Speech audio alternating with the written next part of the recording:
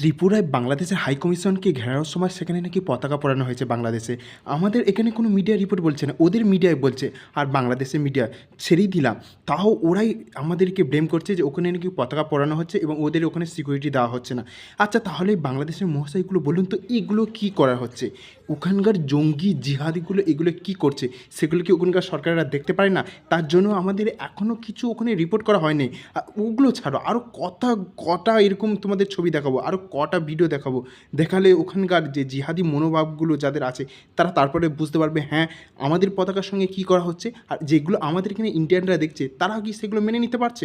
তাছাড়াও বাংলাদেশে যেরকম এরকম তৈরি হচ্ছে পরিস্থিতি, সঙ্গে সঙ্গে ওখানে টাকা হাল সঙ্গে সঙ্গে আমাদের টাকা তুলনায় তো পড়ছে, প্লাস ওখানে যে জিনিসপত্রের দাম সেগুলো প্রায় দ্বিগুণ হয়ে গেছে। ওরা যেই আমাদের মানে ভারত থেকে কোনো মাল যাচ্ছে না, সঙ্গে সঙ্গে ওখানকার মাল সব দ্বিগুণ হয়ে গেছে।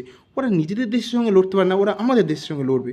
আর এইটা নিয়ে তো আমাদের এখানে ইন্ডিয়ার পলিটিক্স চলছে, যে জেদার মানে এখন ভোট বাঁচানোর জন্য প্রত্যেকের রকম মতো পলিটিক্স খেলছে, প্রত্যেকে এইটাই নিয়ে ব্যবহার তো করছে আর করবে।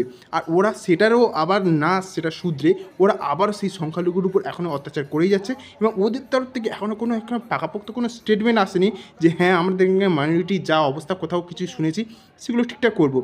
ওরা এখন সরকার চালাচ্ছে, দেশ চালাচ্ছে, আর ওরা আমাদেরকে জ্ঞান দিচ্ছে যে হ্যাঁ আমাদের এখানে পতাকার ঠিকঠাক রেসপেক্ট করা হচ্ছে না। তাহলে ওদের ওখানে কী হচ্ছে? এইসব জিহাদিগুলো কবে বুঝবে একটা দেশ চালাতে চলেছে? তাও আজকের অনেক প্রোটেস্ট করছে অনেক হিন্দুরা, তারা এরকম বেলুন রেখে সেখানে চিন্ময় প্রভুর মুক্তির দাবিতে এরকম সেই বেলুনগুলো ছেড়েছে এরকম বাংলাদেশের বর্ডারের কাছে। তো জিহাদিরা এইটুকু মাথায় রাখো, তোমরা যত প্রতিক্রিয়া তোমরা দেখাতে চাইবে তার উল্টো প্রতিক্রিয়াও তোমরা পেয়ে যাবে। যে বাংলাদেশের লোকেরা তোমরা ভাবছো যে হ্যাঁ ইন্ডিয়ান মাল আসবে না তো কী হয়েছে, কিছুদিন দাম বেড়ে যাবে, আর কিছুদিন দাম বেড়ে যাবে মানে তার কী এফেক্ট পড়বে সেটাও তোমরা ভালো করেই জানো। ওখানে যদি দাম বেড়ে যায় না, সাধারণ মানুষ যখন খেতে পারবে না, তখন তোমরা যে এই সরকার চালাচ্ছ এই সমন্বয় সরকার, তখন দেখবে লোক যখন রাস্তায় নেমে আসবে তারপরে তোমাদের ওই সমন্বয় সরকারটা কোথায় যাবে। যে এই হাসিনা সরকারকে তোমরা তাড়িয়ে নিজেরা এখন দখল করে খাচ্ছ, তারপরে তোমরা এটাও ভেবে রাখবে সেই হাসিনা যাবে আবার গিয়ে ওখানে গদিটা দখল করবে। তাই তোমরা যে ভাবছো যে হ্যাঁ ইন্ডিয়ার প্রোডাক্ট আসছে না, দাম বাড়ছে তো কী হয়েছে, এর এফেক্টটা সাধারণ জনগণ তোমাদের বুঝিয়ে দেবে।